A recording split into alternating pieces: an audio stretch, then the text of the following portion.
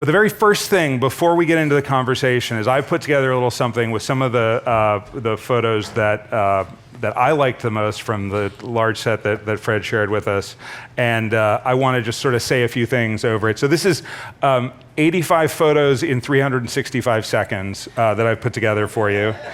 And it's going to let us just dive straight into the work. Like I said, I'm going to just say a couple things over it to hopefully introduce some of the themes we're going to go into tonight. Is that good, Fred? You want to say anything before I launch into that? Yes. Lock the doors. Don't let anybody out. This is your life, Fred Lyon. Okay. So here we go. And Fred Lyon and San Francisco are two subjects of the night. So we'll start with these 85 photos in 365 seconds. And we talked about how photography is really all about time. So I'm going to say a few words and stir up the themes, these postcards from the past, some icons from today's San Francisco you'll recognize, other things that hint at an age gone by. There's nature and culture and art and commerce intermingled in a San Francisco we all know well.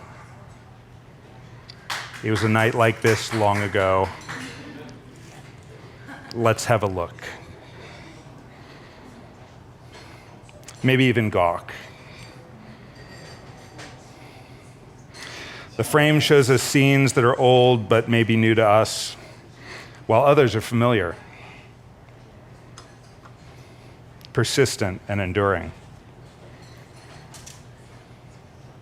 The present decontextualized by seeing it also existed in the past, sometimes a dramatic new vantage point. Or the same again, enduring.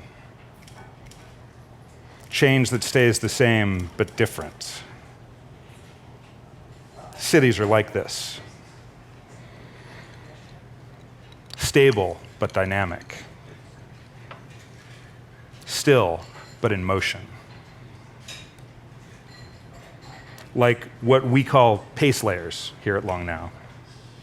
Culture and nature up against each other. An entangling of governance and infrastructure and commerce.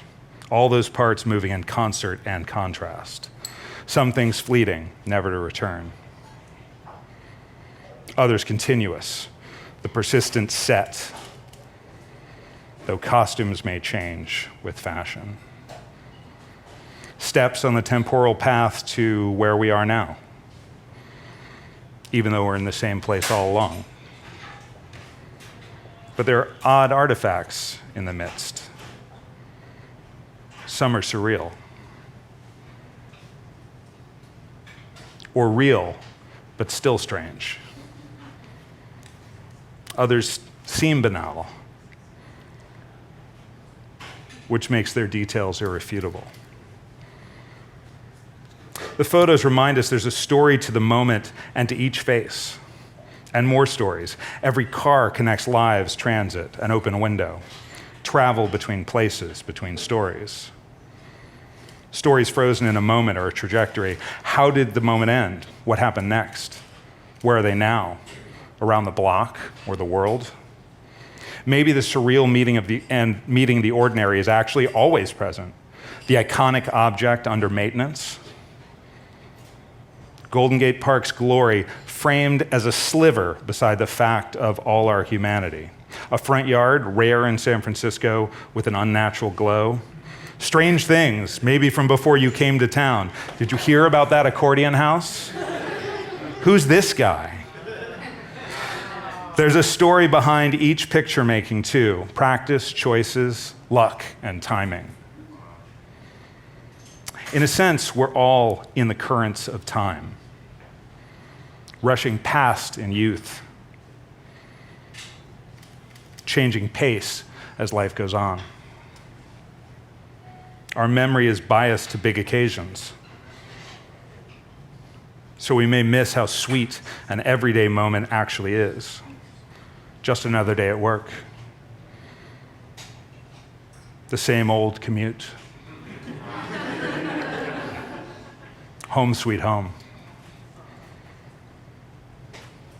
Each moment every day open to routine or epic adventure. A photo's not worth 1,000 words, it's different, sublime. The photo brings feelings in between words. So I'll stop the words and just give you Fred's photos for a little longer.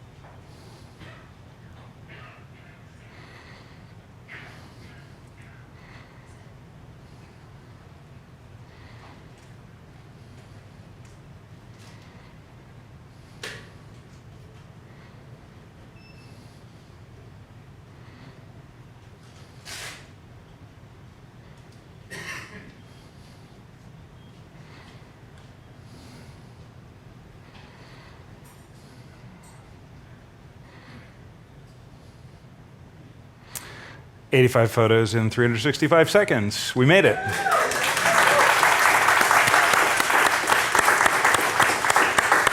Play them again. Thanks, everybody. Have a great night.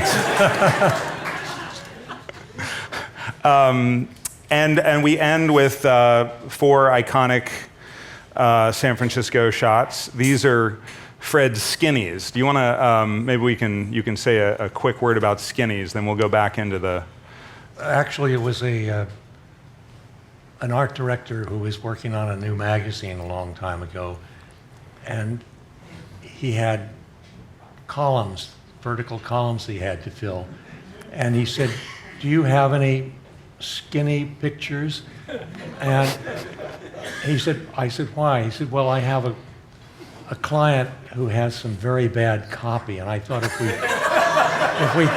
we put a large picture instead of the bad copy, we'd get away."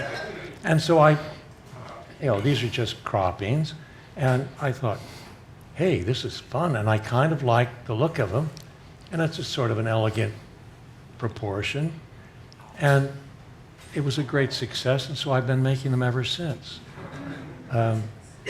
It's just a cropping, but San Francisco is a very vertical town, and so why not do vertical pictures?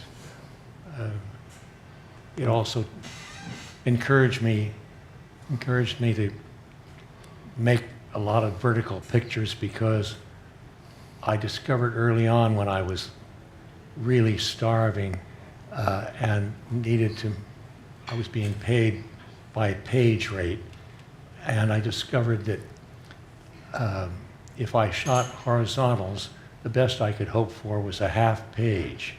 But if I shot vertical, I might get a full page. And so I really learned to shoot a lot of verticals.